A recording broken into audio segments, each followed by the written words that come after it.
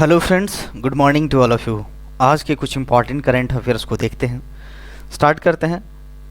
Which bank has signed with BSF to offer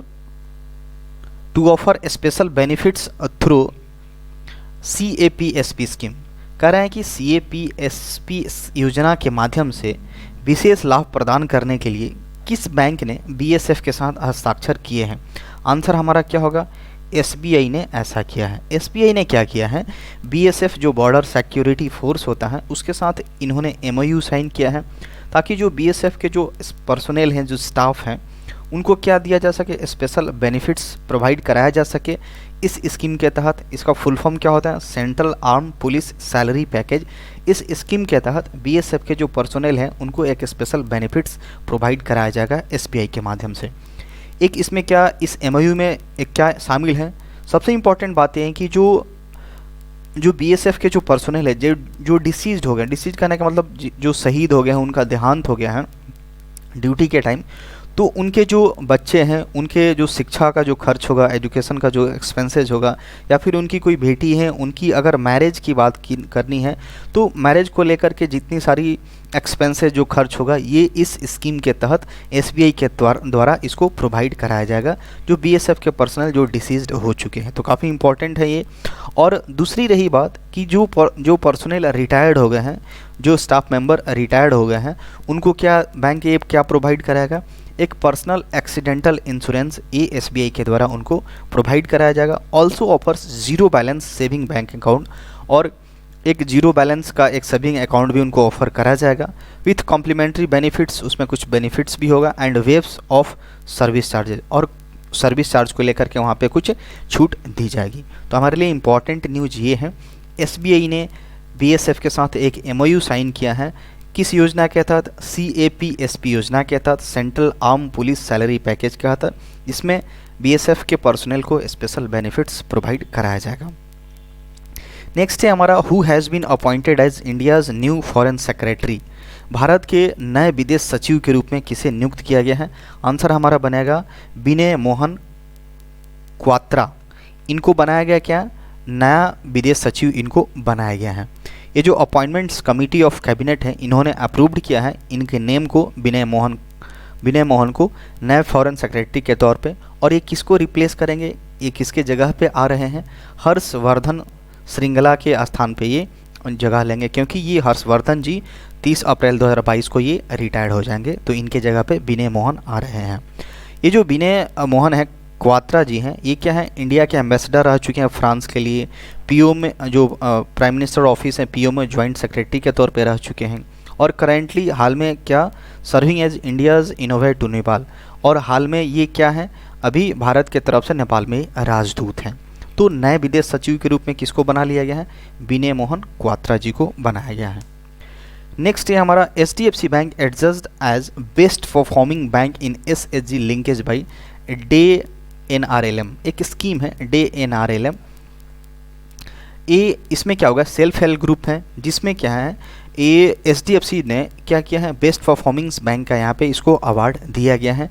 day क्या होता है? दीनदयाल अंत्योदय योजना, और इसका क्या होता है? नेशनल रूरल लाइवलीहुड मिशन होता है। ये पूरा एक इसका फुल फॉर्म होता है, डे एनआरएलएम इसको शॉर्ट में बोलते हैं, दीनदयाल अंत्योदय योजना नेशनल रूरल लाइवलीहुड मिशन। एक स्कीम है, ये बेसिकली आपका रूरल जो ग्रामीण क्षेत्र है उसको लेकर के यहाँ पे फोकस किया जाता है। बहुत सारी हमारे रूरल एरिया में बहुत सारी अपॉर्चुनिटी की कमी है, टेक्नोलॉजी की कमी है, वहाँ पे पॉवर्टी ज़्यादा है। तो इन सारी चीज़ों को दूर करने के लिए, इस पर बेहतर काम करने के लिए एक स्कीम को लॉन्च किया गया था जिसका नाम रखा गया था डे एनआरएलएम। एक्चुअली ये लॉन्च हुआ था आपका जून 2011 में इसका लॉन्च किया गया था।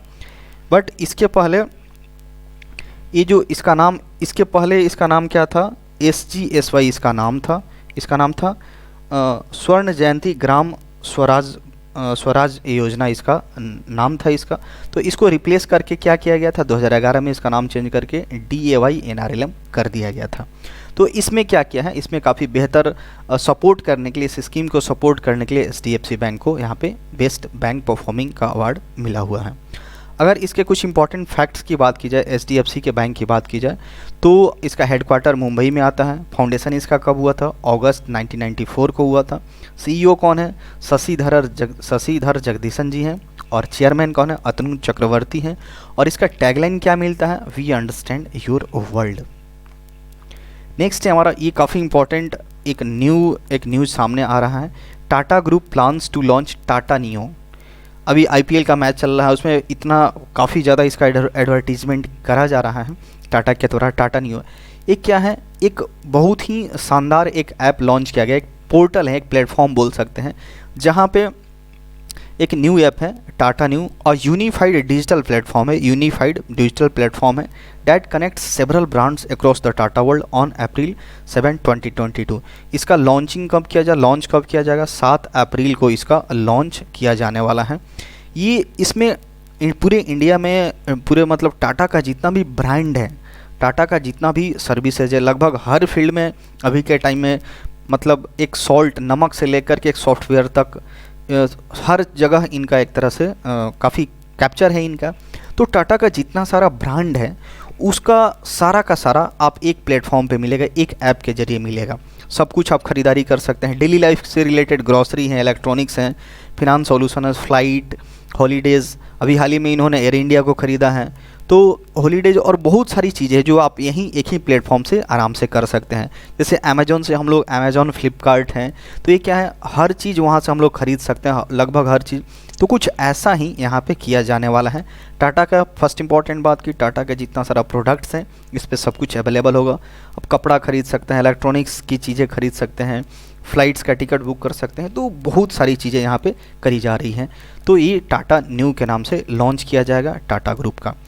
एक इसमें इंपॉर्टेंट बातें हैं कि आपको क्या मिलेगा, एक रिवार्ड्स पॉइंट्स मिलेगा, रिवार्ड कॉइन मिलेगा।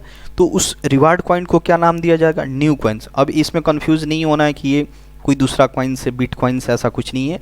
टाटा न्यू का जो एक ऐप है, उस ऐप में आपको रिवार्ड पॉइंट्स मिलेगा या फिर रिवार्ड कॉइन्स बोल लीजिए, तो उसको हम लोग क्या बोलेंगे? न्यू कॉइन के नाम से इसको बोला जाएगा, न्यू कॉइन्स के नाम से इसको बोला जाएगा। अगर सीईओ की बात करें टाटा डिजिटल के, कौन है? प्रतीक पाल है। और ये सारी हमारी कुछ फैक्ट्स इंपॉर्टेंट है। तो इंपॉर्टेंट क्या है हमारे लिए? टाटा ग्रुप ने एक नया ऐप लॉन्च किया है जिसका नाम क्या होगा? टाटा न्यू, NAU, 7 अप्रैल को लॉन्च होने वाला है। नेक्स्ट है हमारा, vice chief lieutenant general Manoj Pande all set to become next army chief. जो हमारे अभी वाइस चीफ हैं, जो कि इंडियन आर्मी के, इनका क्या नाम है? मनोज पांडे जी। इनको क्या बनाया जा रहा है? ये एकदम पूरी तरह से सेट, मतलब अनाउंस कर दिया गया है कि अगले आर्मी चीफ यहीं बनेंगे। अभी के हाल में आर्मी चीफ कौन है? हमारे MM नरवणे जी हैं। ये क्या हो रहा है, इस मंथ के लास्ट तक ये रिटायर होने वाले हैं। और ये बोला जा रहा है कि MM नरवणे क्या बनने जा रहे हैं? CDS, chief of defence staff. अभी बिपिन रावत जी का देहांत हो गया था वो प्लान क्रैश में, तो फर्स्ट CDS थे। तो ये देखा जा रहा है कि जो अभी MM नरवणे जो अभी इंडियन आर्मी चीफ हैं, वो बन जाएंगे क्या? CDS। उनको देखा जा रहा है कि CDS वहीं बनने वाले हैं, और इस मंथ में आर्मी चीफ से रिटायर्ड हो रहे हैं, तो वो प्लेस वैकेंट होगा। तो वाइस चीफ जो मनोज पांडे है, उन्हीं को क्या बना दिया जाएगा? आर्मी का चीफ बना दिया जाएगा। तो यही रही जानकारी, इंपॉर्टेंट हमारे लिए, नाम याद रखना है। नेक्स्ट हमारे आर्मी चीफ कौन होंगे? मनोज पांडे जी होंगे। नेक्स्ट है हमारा, who has taken 9% stake in Twitter. कह रहा है कि ट्विटर में 9% हिस्सेदारी किसने ले ली है? एलन मस्क, दुनिया के सबसे अमीर व्यक्ति हैं। तो ये जो टेस्ला के फाउंडर भी हैं, इन्होंने क्या किया है? 9.2% स्टेक क्या कर लिया है? ट्विटर में इन्होंने खरीद लिया है, जिसका कीमत क्या है? $3 billion, and has become the largest share holder of Twitter ink. और सबसे बड़े स्टॉक होल्डर, सबसे लार्जेस्ट स्टॉक होल्डर बन गए हैं ट्विटर का। अगर इसके फाउंडर कौन है? जैक डॉर्सी ट्विटर के फाउंडर होते हैं। अभी ट्विटर के CEO कौन है? पराग अग्रवाल। और ट्विटर का जो बर्ड है, जो चिड़िया दिखती है, उसका नाम क्या है? लैरी टी बर्ड उसका नाम है। इसका हेडक्वार्टर कहाँ मिलता है? ट्विटर का आपका कैलिफोर्निया, यूनाइटेड स्टेट में मिलता है। नेक्स्ट है हमारा, who has named in the UN net zero emission expert group. संयुक्त राज्य नेट जीरो उत्सर्जन विशेषज्ञ समूह में किसे नामित किया गया है? आंसर हमारा बनेगा क्या? अरुणभा घोष। अरुणभा घोष को यहाँ पे बनाया गया है। इन क्या बनाया गया है आपका net zero emission expert group. तो यूनाइटेड नेशंस में एक ग्रुप है, ग्रुप बोल सकते हैं, एक्सपर्ट ग्रुप, जो नेट जीरो एमिशन पे काम करता है। तो इनको यहाँ पे मेंबर बना लिया गया है, अरुणभा घोष को बना लिया गया है। अभी हाल में ये क्या है, सीईओ हैं, council of energy environment and water के सीईओ हैं। इनको एक्सपर्ट ग्रुप जो कि नेट जीरो एमिशन है उनको उसमें शामिल कर लिया गया है। अभी यूनाइटेड नेशंस के सेक्रेटरी जनरल कौन है, एंटोनियो गुटरेस, इन्हीं के द्वारा इनका नाम को एक और मतलब अप्रूव्ड किया गया है। इस 16 मेंबर का एक कमेटी, एक तरह से बोल सकते हैं ग्रुप होता है, तो इसी में इनको शामिल करा गया है। इसका एम क्या रखा गया, stronger and cleaner standards for net zero emissions.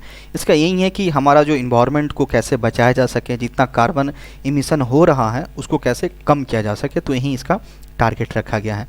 India का टारगेट क्या है, नेट जीरो एमिशन का, carbon net zero carbon emission का टारगेट है इंडिया का कि 2070 तक हम लोग कार्बन एमिशंस को लगभग जीरो कर देंगे, यानी पूरी तरह से इन्वायरमेंट से कार्बन उत्सर्जन नहीं हो पाएगा। तो हमारा इम्पॉर्टेंट नाम याद रखना है कि यूनाइटेड नेशंस ने net zero emission expert group में किसको नामित किया है, अरुणभा घोष को। I&B यानी information and broadcasting minister Anurag Thakur launches broadcast सेवा पोर्टल।